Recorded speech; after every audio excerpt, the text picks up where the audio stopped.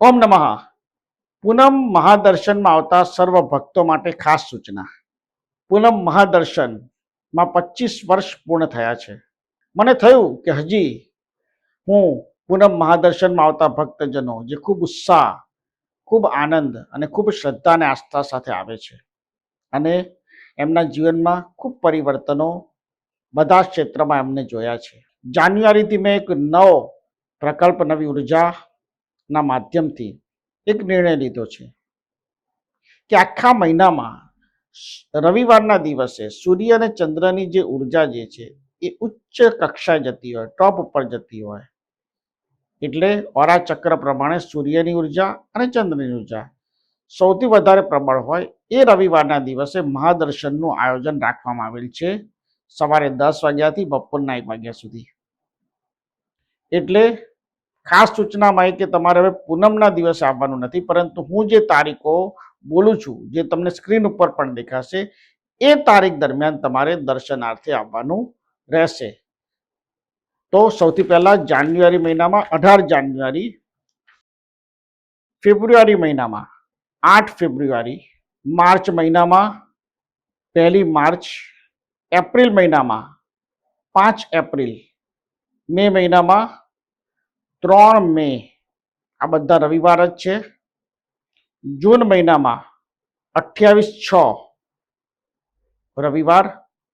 જુલાઈ મહિનામાં ગુરુ પૂર્ણિમા છે, એટલે એ બુધવારના દિવસે છે અને 29/7/2026ના રોજ સાંજના 5 થી 8 દરમિયાન ગુરુ પૂર્ણિમાનો દિવસ છે. એટલે એ દિવસે ભક્તોની શ્રદ્ધા જ એટલી શક્તિમાન હોય છે કે એમાં કશું કહેવું પડે નહીં. એટલે ગુરુ પૂર્ણિમાના દિવસે 29/7/2026 બુધવારનો દિવસ આવે છે, સાંજના 5 થી 8ના સમયે. ત્યારબાદ આપણે આવી જઈએ છીએ ઓગસ્ટ મહિનામાં 30 ઓગસ્ટ 2026 રવિવાર. સપ્ટેમ્બર મહિનામાં 27 સપ્ટેમ્બર 2026, એ પણ રવિવાર જ છે. ત્યારબાદ ઓક્ટોબર મહિનામાં 25 ઓક્ટોબર 2026 રવિવાર. ત્યારબાદ નવેમ્બર મહિનામાં 22/11/2026 અને ત્યારબાદ ડિસેમ્બર 20/12/2026.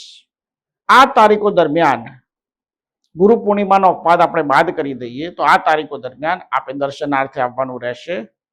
આ તારીખ તમને સ્ક્રીન ઉપર દેખાતી હશે અને 18 જાન્યુઆરીએ જ્યારે તમે 10 થી 1માં દર્શનાર્થે આવો ત્યારે તમારે આ માહિતી ઓમકાર સ્વયંસેવકો પાસેથી મેળવી લેવાની.